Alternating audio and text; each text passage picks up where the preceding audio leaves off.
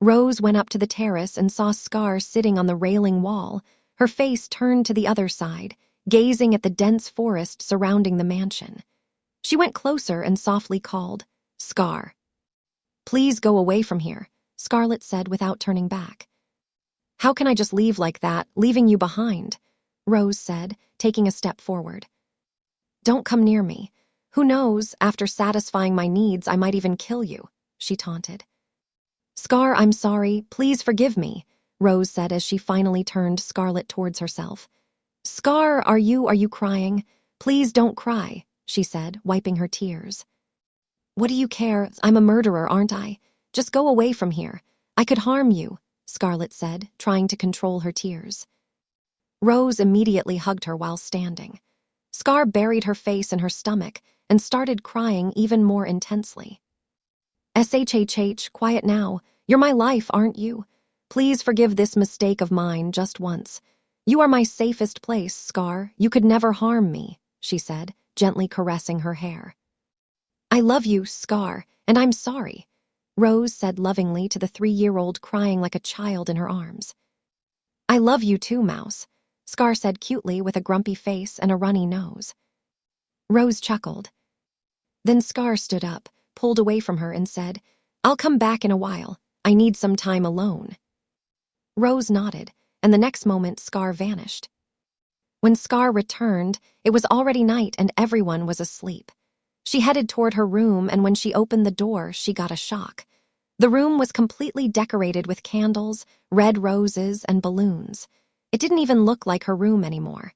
She stepped out again and checked it was indeed her room. "Come inside, it's your room," came a voice. Scar looked toward the source and was utterly shocked. It was Rose. Just seeing her made Scar's breath hitch and her heartbeat race. Rose was wearing a black nightie that barely covered her thighs. Her face looked more beautiful than ever, her neck so inviting, the deep neckline giving a perfect view of her cleavage. Her bosom seemed to be trying to peek out from the fabric, making her even more alluring. Her curves were driving Scar crazy. In that single moment of seeing her, a flood of filthy thoughts rushed through Scar's mind about what she could do to her right then. She gulped hard, trying to control her thoughts and emotions. On the other hand, Rose smirked. She knew her monster very well and exactly what unholy things must be running through her mind. She seductively walked forward, pulled Scar inside, and closed the door. While Scar stared at her without blinking, mouth slightly open, Rose had other intentions to tease her. "What happened, Scar?" she asked, pretending to be innocent. Scarlett snapped out of her trance, trying to act normal. She stammered, "Why you this, I like this?" Raswa was thoroughly enjoying her state, how desperately her monster was trying to control herself. She smirked inwardly and thought, "Let's see how long you can hold back." Then she suddenly grabbed Scarlett by the collar and said in a seductive voice, "Scar, aren't you feeling hot?" That voice was making it extremely difficult for Scar. I am feeling hot," Scar fumbled again. Then Rose leaned closer to her ear and whispered, "Then take them off." Scar's eyes widened in shock at her boldness. What are you saying?" She stammered badly again. Rose said, "Take my clothes off." Scar stood there, too stunned to speak, eyes wide. Rose moved slightly away from her ear and stood at a proper distance. Then she held Scar's hand in hers, looked straight into her eyes, and said, "You heard me right, Scar. I want to be yours tonight." In her eyes, Scar could clearly see a tremendous amount of love for her. Scar finally cupped her face and said, "Your age is only 18, Rose." Rose nodded slowly. "And do you really want this? Or are you doing all this just because I was angry and you want to appease me? Look, if that's the case, there's no need to do any of this. I'm not angry anymore, truly.